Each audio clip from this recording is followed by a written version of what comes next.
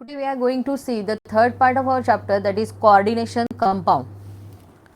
In last period we have seen how to calculate the EAN value for the coordination compound or the coordination complexes. If the values are nearer to the values of electronic configuration of their nearest inert gases, then it is state to be the stable compound or the stable complexes. यामध्ये आपण पाहिलं होतं की EN value जर 18, 36 किंवा त्याच्या पुढचे जे काही आपले नोबल गॅसेस आहेत त्यांचे इक्विव्हलंट असेल तर ते कंपाऊंड स्टेबल असतात. Now we will see our next point, that is isomerism in coordination compound. महत्त्वाचा पार्ट आहे हा. यामध्ये ज्या काही वेगवेगळ्या याच्यामधल्या डेफिनेशन्स आहेत त्यावर एखाद्या वेळेस शॉर्ट नोट विचारली जाऊ शकते. सो आयसोमेरिझम म्हणजे काय हे आपण अगदी 11वीपासून पाहत आलेलं आहे की isomerism is a phenomenon in which a compound can have more than one structure and the structures are called as isomers of each other, that is the compound having same molecular formula but different structural arrangement are called as isomers of each other, and this phenomenon is called as isomerism. Now we have to see isomerism in coordination compound.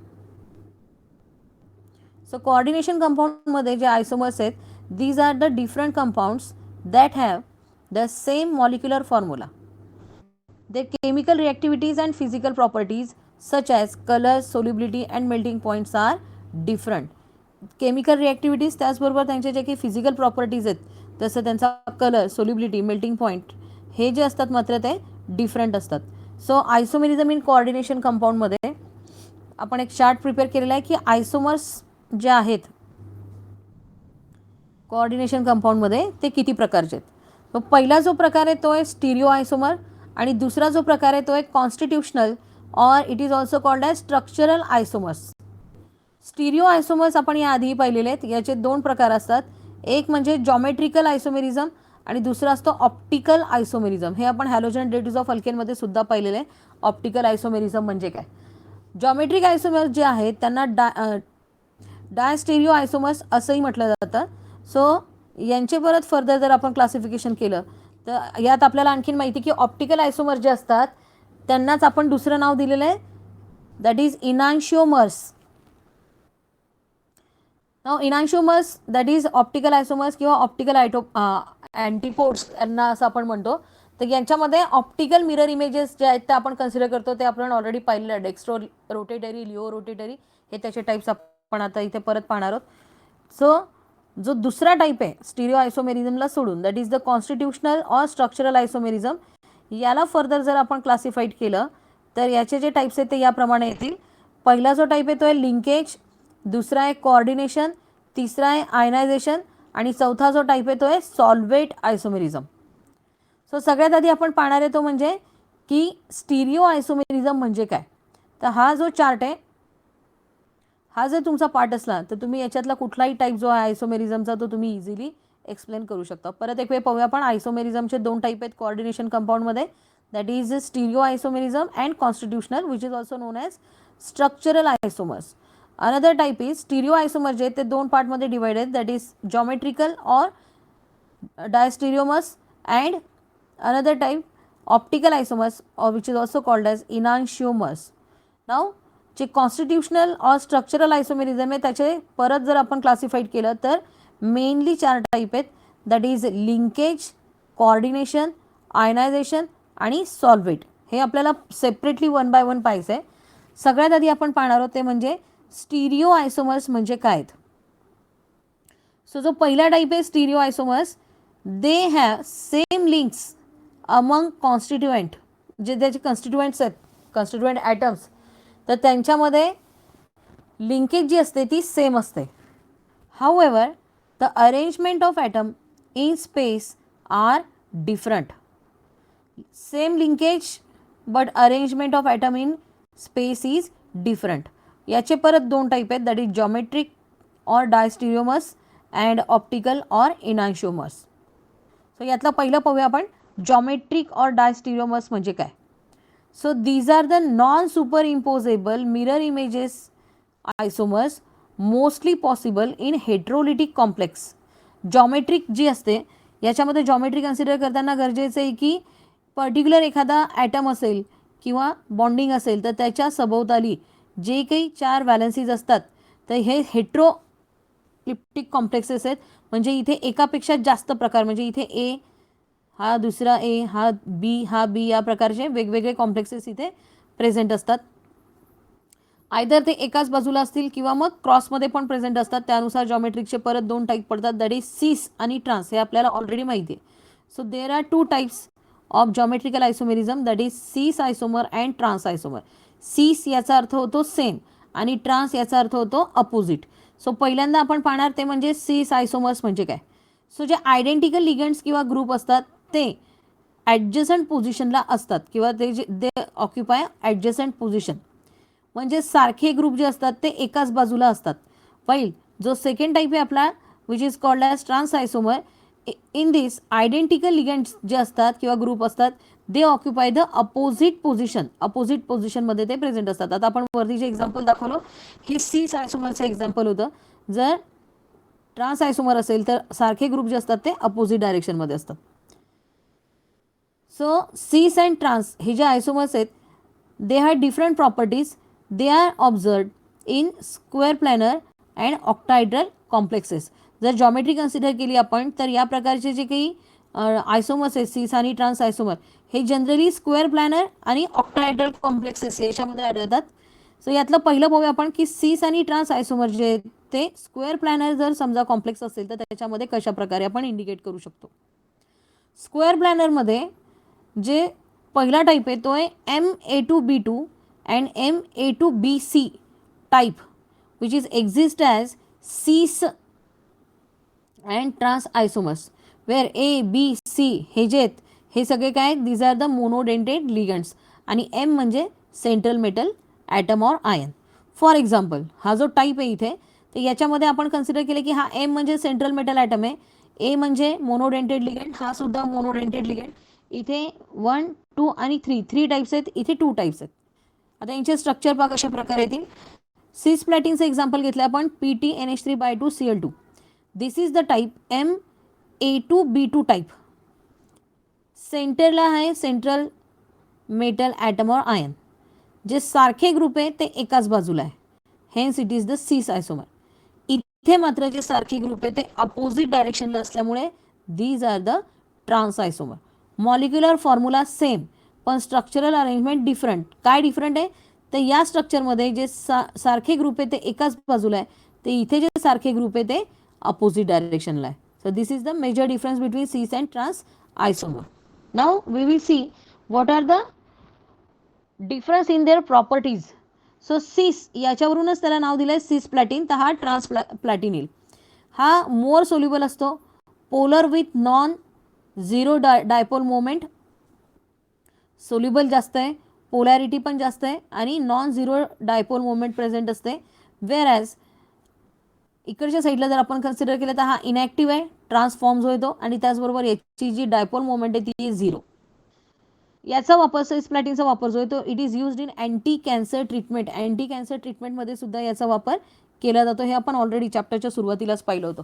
So सीस आयसोमर जे आहेत ते जास्त stable असतात, मोर reactive असतात, polar असतात, dipole moment त्यांची non zero असते आणि सगळ्यात महत्त्वाचा उपयोग म्हणजे कॅन्सर ट्रीटमेंटमध्ये त्याचा वापर केला जातो. दुसरे एक्झाम्पल पाहूया आपण. हा जो टाईप आहे हा आहे MA2BC type. Metal atom platinum, A2 chlorine, BH2O, CNH3 या प्रकारे जर कन्सिडर केलं, सारखे ग्रुप एकाच बाजूला, सारखे ग्रुप अपोजिट डायरेक्शनला, this is cis form, this is trans form. Next is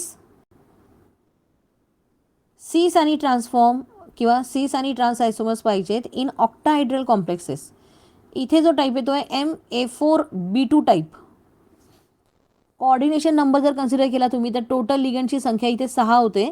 so with coordination number 6 complex जो आहे तो ऑक्टाहायड्रल कॉम्प्लेक्स फॉर्म होतो. तर हा आहे CONH4/2Cl2 A4B2. त्यानुसार सारखे ग्रुप एका बाजूला, तर इथे सारखे ग्रुप जे आहेत ते अपोजिट डायरेक्शनला प्रेझेंट असल्यामुळे हा सिस आणि ट्रान्सफॉर्म ऑक्टोहायड्रल कॉम्प्लेक्सेसमधला दाखवलेला आहे. हा आहे सिस आणि हा आहे ट्रान्स. आणि हा जो टाईप येतोय AMA4B2. Next we will C MA4BC. A4 हा पहिला लिगंड, हा दुसरा लिगंड आणि हा तिसरा लिगंड. आणि याचं एक्झाम्पल घेतलं आहे प्लॅटिनम NH3/4 ClBr. त्यानुसार सारखे ग्रुप एकाच बाजूला म्हणजे सिस फॉर्म, सारखे ग्रुप जे आहेत ते अपोजिट डायरेक्शनमध्ये प्रेझेंट आहेत इथे. So this is the transform. या प्रकारे हा दुसरा टाईप. तिसरा टाईप पहा MAA/2 B2. आता AA दोनदा आहे म्हणजे हा झाला बायडेंटेड. म्हणजेच इथे घेतलेला आहे पहा cobalt CO EN/2 Cl2 EN ethylene diamine. तो स्वतः बायडेंटेड आहे, 2 वेळा दिलेला आहे. तर त्यानुसार जे स्ट्रक्चर इथे फॉर्म होतं ते अशा प्रकारे असेल. सिसमध्ये सारखे ग्रुप एका बाजूला, वेअरॅज ट्रान्समध्ये सारखे ग्रुप जे आहेत ते अपोजिट डायरेक्शनमध्ये प्रेझेंट आहेत. So this is the type MAA2 AA/2 and B2. पुढचा टाईप पाहूया आपण which is called optical isomer or enantiomers. So these are the non super imposable mirror images of each other with the chiral centre. Chiral centre म्हणजेच asymmetric carbon atom किंवा asymmetric एखादा atom असेल की ज्याला attach असणारे जे group आहेत ते डिफरंट असतील, एकही सेम असणार नाही. सो ऑप्टिकल आयसोमेरिझम आपण हॅलोजन रेडीज ऑफ अल्केनमध्ये पाहिलं होतं की जिथे असिमेट्रिक कार्बन ॲटम किंवा कायरल ॲटम जो असतो की ज्याच्या चारी व्हॅलन्सी ज्या आहेत त्या डिफरंट ग्रुपने ऑक्युपाईड केलेल्या असतात, असा कार्बन जर एखाद्या मॉलिक्यूलमध्ये प्रेझेंट असेल तर तो मॉलिक्यूल ऑप्टिकली ॲक्टिव्ह असतो. म्हणजेच तो काय फॉर्म करू शकतो, इनान्शिओमर फॉर्म करू शकतो. So they have identical properties. त्यांच्या प्रॉपर्टीज आहेत त्या सारख्या असतात. However they differ in their response to the plane polarised light that is the dextrorotatory or laevorotatory. Physical chemical property सगळ्या सारख्या आहेत त्यांच्या, फक्त त्यांचा रोटेशनचा जो अँगल आहे तो अपोजिट डायरेक्शनमध्ये असतो. एक राईट हँड साईडला तर एक लेफ्ट हँड साईडला. म्हणजे अँगलची व्हॅल्यूसुद्धा सेम राहील, पण एक राईट हँड साईडने होईल तर दुसरा लेफ्ट हँड साईडने. That is the dextro and laevorotatory. हे आपलं ऑलरेडी झालेलं आहे. सो ऑप्टिकल आयसोमेरिझम जर ऑक्टायड्रल कॉम्प्लेक्समध्ये प्रेझेंट असेल दॅट इज द COEN/3. हा ऑलरेडी बायडेंटेड आहे आणि तो 3दा रेस टू 3+. तर याचं आपण काय करणार आहे,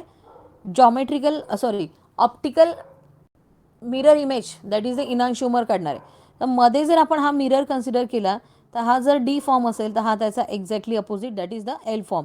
पहा इथे सेंट्रल मेटल ॲटमला जे ग्रुप आहेत ते याप्रमाणे अटॅच आहे. हा एक इथिलीन ग्रुप, हा दुसरा आणि हा तिसरा. इथिलीन डायमाइन ग्रुप आहे हा. त्याचीच मिरर इमेज इथे काढलेली आहे. या प्रकारे हे 3 ग्रुप अटॅच आहे (3).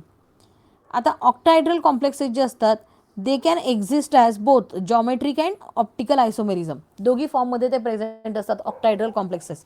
So platinum Cl2 En/2 (2+2) is the only cis isomer exist as a pair of enantiomers. हे एक्झाम्पल म्हणून लक्षात ठेवू शकता तुम्ही की PT platinum Cl2 ethylene diamine by 2 हा जो आहे हा एकमात्र असा सिस आयसोमर आहे which can exist as a pair of इनान्शिओमर.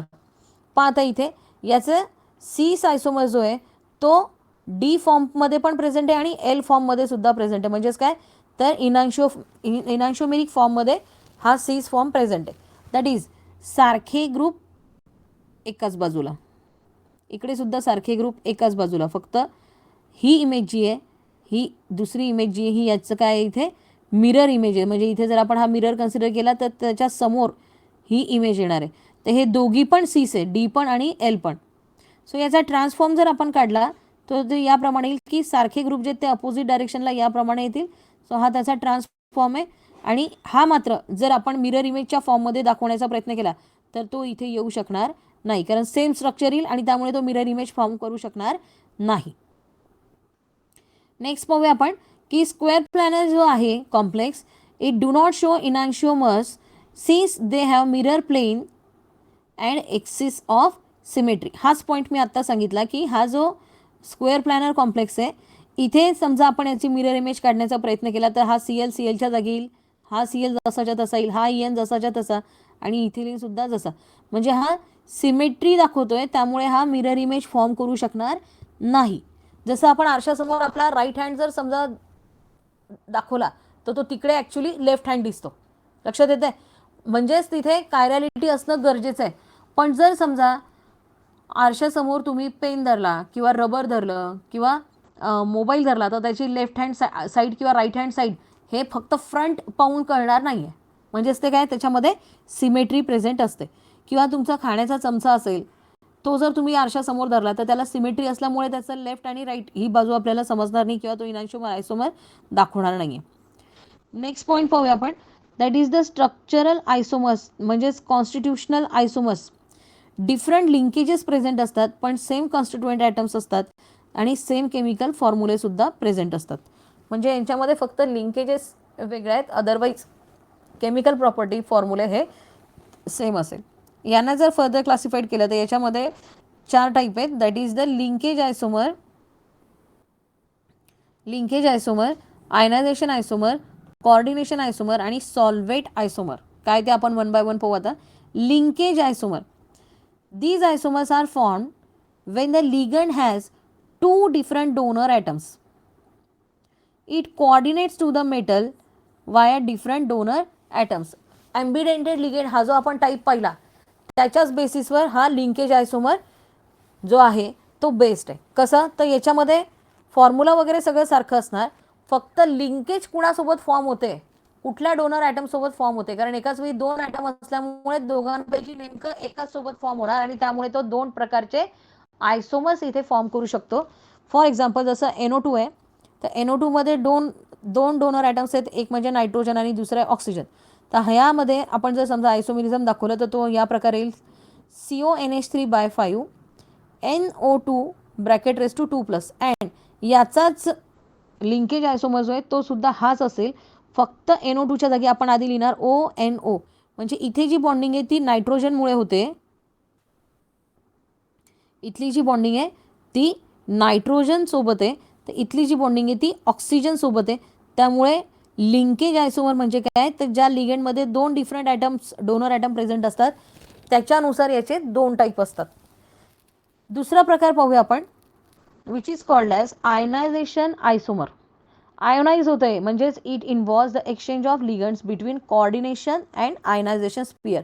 हा कोऑर्डिनेशन स्पियर आहे आणि हा बाहेरचा जो आहे तो आयनायझेशन स्पियर आहे.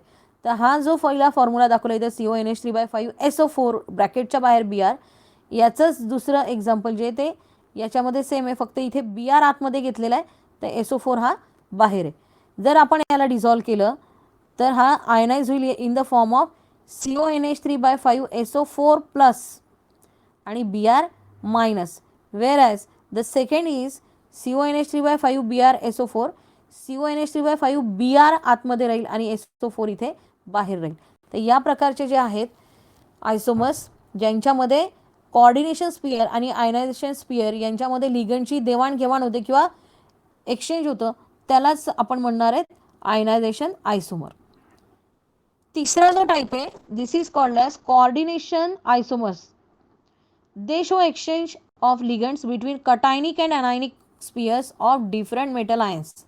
Cationic and anionic पाहता इथे CONH3/6 आणि CrCn/6. आता आणि दुसरा जो आहे तो आहे CrNH3/6 आणि COCn/6. तर हे जे 2 एक्झाम्पल्स आहेत हे कटायनिकचे आहेत आणि हे जे 2 एक्झाम्पल आहेत हे अनायनिकचे आहेत. इथे जर तुम्ही पाहिलं तर सेंट्रल मेटल ॲटम जो आहे तो या पद्धतीने आपण एक्सचेंज करून दाखवलेला आहे. सो या प्रकारचं जे कोऑर्डिनेशन आयसोमर या प्रकारचे जे आयसोमेरिझम असतं it is called as coordination isomer. Ligand जे आहेत ते एक्सचेंज दाखवतात between cationic and anionic sphere of different metal ions. So this is called coordination isomer. शेवटचा जो टाईप आहे it is called as solvate isomer or it is also known as hydrate isomers when water is the solvent. It is similar to the ionisation isomer. पाहता इथे CrH2O/6 ब्रॅकेटच्या बाहेर Cl3, CrH2O/5 Cl Cl2H2O. आता actually जर आपण पाहिलं तर या दोघांचाही मॉलिक्युलर फॉर्म्युला सेम आहे. क्रोमियमची संख्या, वॉटर मॉलिक्युलची संख्या आणि क्लोरीनची संख्यासुद्धा सेम आहे. पण जर तुम्ही लक्ष दिलं तर इथे कोऑर्डिनेशन स्पियरमधल्या व्हॅल्यूज आणि कोऑर्डिनेशन स्पियरच्या बाहेरच्या व्हॅल्यूज म्हणजे आयनायझेशन स्पियरमधल्या व्हॅल्यू ह्या डिफरंट आहे. कशा प्रकारे? So in the compound first म्हणजे याच्यामध्ये the solvent is water and it is directly bonded to the chromium. हा जो आहे हा याला बॉन्डेड आहे. In second H2O appears as the free solvent molecule.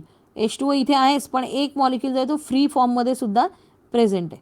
तो अशा प्रकारे सॉल्वेट हा जो चौथा प्रकार आहे आपला तो इथे एक्सप्लेन केलेला आहे. नेक्स्ट वी विल सी की हे जे कोऑर्डिनेशन कंपाऊंड असतात यांची स्टॅबिलिटी म्हणजे काय आणि ती कशावर डिपेंड करते. So stability of coordination compound can be explained by knowing their stability constant. जर स्टॅबिलिटी कॉन्स्टंटची व्हॅल्यूज दिलेल्या असतील तर आपण त्या व्हॅल्यूज किंवा तो कंपाऊंड स्टेबल आहे किंवा नाही हे एक्सप्लेन करू शकतो. तर जनरली जी स्टॅबिलिटी आहे it is govern by the metal ligand interactions. जो मेटल आहे आणि लिगंड यांच्यामध्ये इंटरॅक्शन म्हणजे याने किती इलेक्ट्रॉन डोनेट केले, याने किती इलेक्ट्रॉन ॲक्सेप्ट केले, या सगळ्या व्हॅल्यूजवर ते डिपेंड करतं. So it can be realized as the Lewis acid base interaction. Stronger the interaction greater is the stability of the complex. जितकं जास्त त्यांच्यामध्ये ॲसिड बेस इंट्रॅक्शन असेल म्हणजे इलेक्ट्रॉनचं देवाणघेवाण असेल तेवढा तो मॉलिक्यूल जो आहे तो किंवा जो कॉम्प्लेक्स आहे तो स्टेबल असतो, स्ट्रॉंगर असतो. So consider the equilibrium for metal ligand interaction as MA plus NLX minus. In equilibrium it will form MLN concentration raised to A plus NX minus. So हे इक्विलिब्रियम रिॲक्शन जी आहे metal ligand इंट्रॅक्शनची याच्यावरून आपण consider करूया की इथे A आणि X आणि A raise to plus plus N raise to X minus हे जे इथे काय दाखवत आहेत चार्जेस दाखवत आहेत. एवर पॉझिटिव्ह चार्ज आहे, एक्सवर निगेटिव्ह चार्ज आहे. That is the charge on the metal and the ligand and the complex respectively. Now the equilibrium constant K is given by K is equal to ml raised to A plus nx minus divided by ma plus into l x raised to minus. यावरून stability of the complex can be explained in terms of K. Higher the value of K, larger is the thermodynamic stability of the complex. म्हणजे ही value calculate केल्यानंतर जितकी जास्त असेल तेवढा तो compound जास्त stable असेल. फॉर एक्झाम्पल पहा इथे काही व्हॅल्यूज दिलेल्या आहेत ते याप्रमाणे आहेत.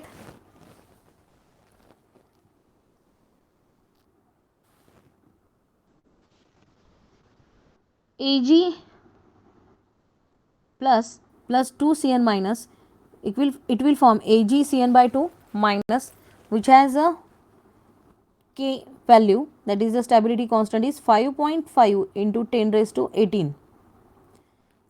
Copper आणि 4Cn that is CuCn by 4 याची व्हॅल्यू दिली 2.0 into 10 raised to 27 आणि cobalt plus 6NH3 will form CONH3 by 6 3 plus has the value 5.0 into 10 raised to 33. तर ज्याची व्हॅल्यू जास्त तो मोर स्टेबल आहे. तर इथे व्हॅल्यू जर कन्सिडर केली आपण from the about data that is CONH3 by 6 हा जो कंपाऊंड आहे it is more stable than AgCN by 2 and CuCN by 4. Now we will see what are the factors which govern the stability of the complex. तर पहिला तर आहे charge to size ratio of the metal ion आणि दुसरा जो तो म्हणजे nature of ligand.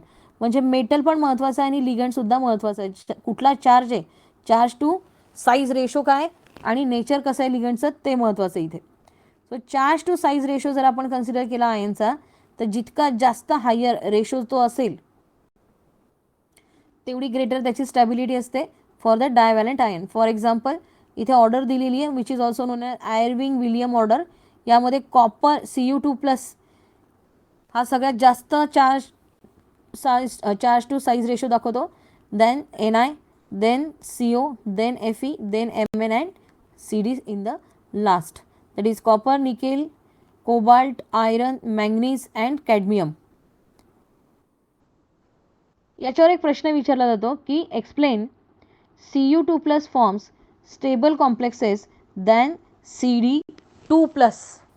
Cadmium आणि कॉपर यांचे जे आयन्स आहेत Cu2+ आणि CD2+, तर याच्यामध्ये कॉपर जो आहे तो जास्त स्टेबल कॉम्प्लेक्स कसा काय फॉर्म करू शकतो हे एक्सप्लेन करायचं आहे. तर इथे लक्षात घ्या, स्टॅबिलिटी डिपेंड करते चार्ज टू साईज रेशोवर आणि नेचर ऑफ लिगंडवर. तर म्हणजेच इथे हा जर जास्त स्टेबल आहे याचाच अर्थ both copper and cadmium have charge +3. Charge तर सेम आहे त्यांच्यावर.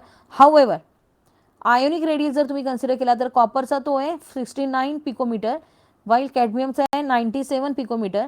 आणि त्यामुळे charge to ratio size ratio जर तुम्ही व्हॅल्यू पाहिली तर कॉपरची ती जास्त आहे, ग्रेटर दॅन कॅडमियम, आणि hence copper forms stable complexes than cadmium. आणि म्हणून कॉपर हा कॅडमियमपेक्षा जास्त स्टेबल कॉम्प्लेक्सेस फॉर्म करू शकतो. दुसरा जो टॉपिक होता तो होता की नेचर ऑफ लिगंड्स. हा सुद्धा महत्त्वाचा पॉईंट आहे स्टॅबिलिटीसाठी.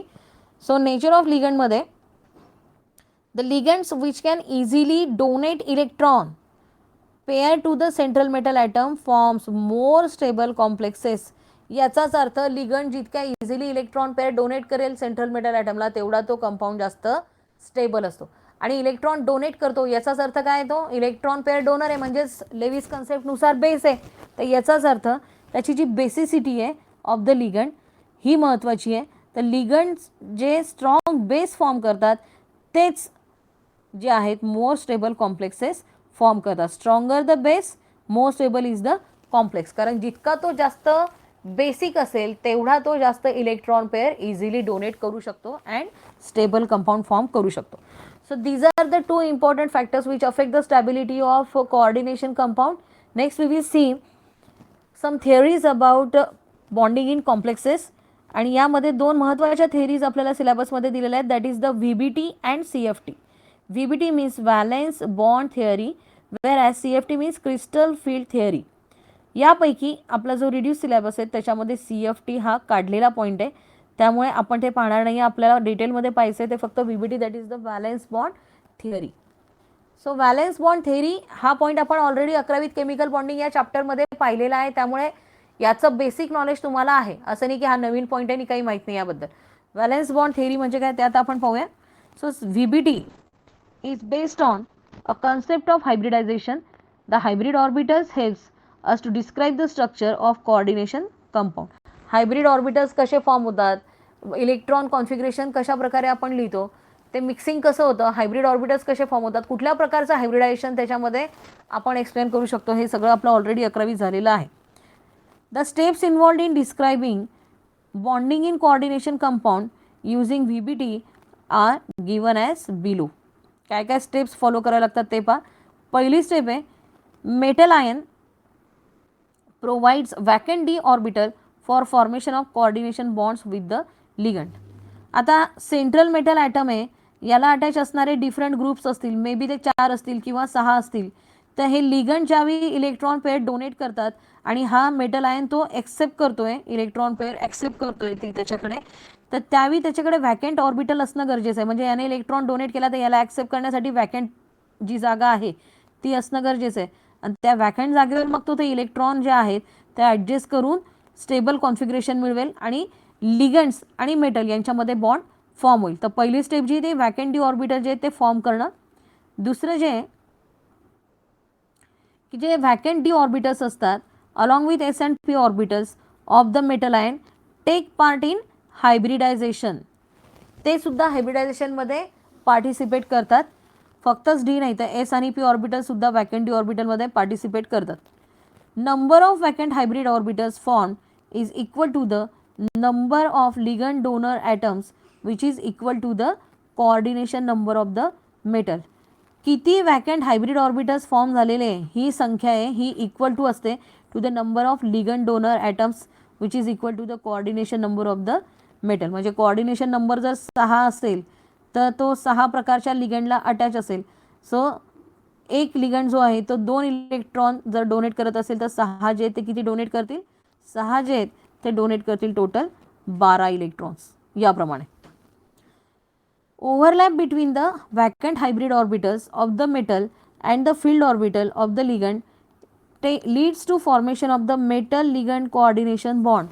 बॉन्डिंग कधी फॉर्म होणार, तर ओव्हरलॅपिंग होणार त्या व्हॅकंट ऑर्बिटल आणि फील्ड ऑर्बिटल यांच्यामध्ये, तर ते त्यानंतर त्यांच्यामध्ये बॉन्ड फॉर्म होणार. Hybrid orbitals use by metal ion point in the direction of the ligand. Hybrid orbital जे असतात they can be used by the metal ion point in the direction of the ligand. The n-1d or nd orbitals used in hybridization allow the complexes to be classified as outer orbital and inner orbital complexes.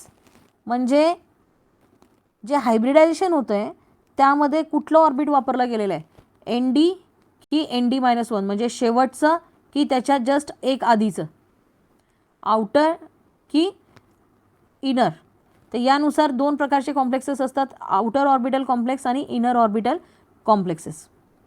For hybridization in the outer orbital complexes ND orbitals are used, whereas inner orbital जर असेल तर N-1D म्हणजे एक आतला शेवटून पहिला, तर orbital जे असतात ते यूज केले जातात.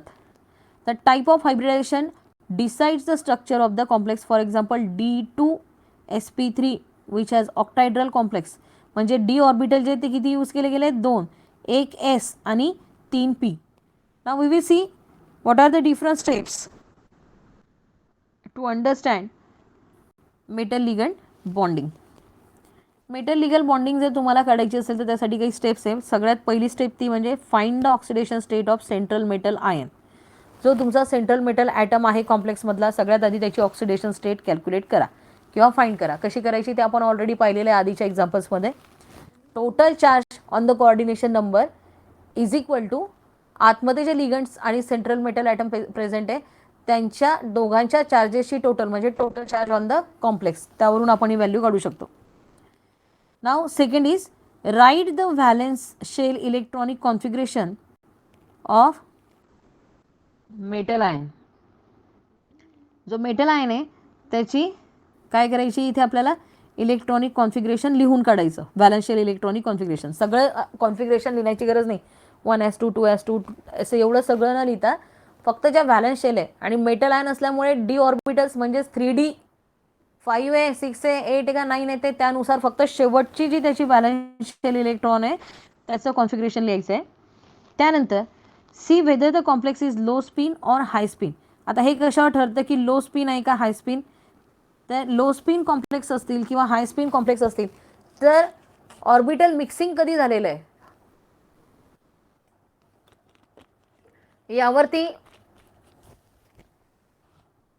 यावर हा पॉइंट डिपेंड करतो की हाय स्पिन आहे की लो स्पिन आहे. From the number of ligands find the number of metal orbitals required for the bonding. किती लिगंड अटॅच होणार आहेत त्यानुसार आपण त्या मेटल आयनचं किती बॉन्डिंग फॉर्म करण्यासाठी व्हॅकंट ऑर्बिटल गरजेचे आहेत हे आपण कॅल्क्युलेट करू शकतो. म्हणजे 6 जर समजा कोऑर्डिनेशन नंबर असेल किंवा 6 लिगंड जर त्याला अटॅच असतील तर त्याच्याकडे 6 ऑर्बिट असले पाहिजे ते कॉम्प्लेक्स फॉर्म करण्यासाठी किंवा बॉन्ड फॉर्म करण्यासाठी. तर या झाल्या काही स्टेप्स ज्या या प्रोसेसमध्ये इन्व्हॉल्ड आहेत. Now we will see the next part की नेक्स्ट जी स्टेप आहे ती identify the orbitals of metal ion available for hybridization and the type of hybridization involved. Orbit identify करा, SA DA PA काय त्याप्रमाणे मेटल आयन जो आहे तो अवेलेबल फॉर हायब्रिडायझेशन आणि कुठल्या टाईपचं हायब्रिडायझेशन आहे ते पण आपल्याला याच्यामध्ये आयडेंटिफाय करायचं आहे. Write electronic configuration after hybridization, नंतर परत आपल्याला इलेक्ट्रॉनिक कॉन्फिगरेशन लिहायचं आहे हायब्रिडायझेशन झाल्याच्या नंतर. Show filling of orbitals after complex formation and determine the number of unpaired electrons and predict magnetic behaviour of the complexes. आता इथे काही व्हॅल्यूज दिलेल्या आहेत पहा. हां, सगळ्यात शेवटी काय करायचं आहे, ऑर्बिटल फिलिंग झाल्यानंतर कॉम्प्लेक्स फॉर्मेशन नंतर कसे ऑर्बिट फिल झाले ते दाखवायचं आहे. आणि लास्टली जे आहे ते म्हणजे अनपेड इलेक्ट्रॉन आहेत का त्यामध्ये आणि असतील तर त्यांची संख्या, आणि त्यावरून मग आपण मॅग्नेटिक बिहेवियर जे आहे ते कॉम्प्लेक्सचं सांगू शकतो. जसं अनपेड इलेक्ट्रॉन नसतील तर तो जो आहे त्याचं मॅग्नेटिझम वेगळ्या प्रकारचं दाखवेल. दॅट इज आयदर तो पॅरामॅग्नेटिक असेल किंवा दुसरा टाईप असू शकतो त्याच्यामध्ये. ते कसं आपण पाहूया आता वन बाय वन. सगळ्यात आधी इथे काही बेसिक माहिती दिली ती लक्षात घ्या. कोऑर्डिनेशन नंबर दिलेत, जॉमेट्री दिली आहे आणि हायब्रिडायझेशन दिलेलं आहे. कोऑर्डिनेशन नंबर इज 2, जॉमेट्री असेल लिनियर, हायब्रिडायझेशन असेल SP. कोऑर्डिनेशन नंबर 4, जॉमेट्री असेल टेट्राहायड्रल, हायब्रिडायझेशन असेल SP3. Coordination number 4 but geometry is square planar, hybridization will be DSP2. Coordination number 6, geometry is octahedral, it will be D2SP3 or SP3D2. कुठलाही आधी आणि नंतर आपण लिहू शकतो. अशा प्रकारे जर कोऑर्डिनेशन नंबर आपल्याला माहिती असेल, जॉमेट्री माहिती असेल तर त्यांचं हायब्रिडायझेशन आपण प्रेडिक्ट करू शकतो. इथे आपला हा आजचा पॉईंट संपलेला आहे. नेक्स्ट पिरियडमध्ये आपला राहिलेला पॉईंट हा कंप्लीट होईल. थँक्यू.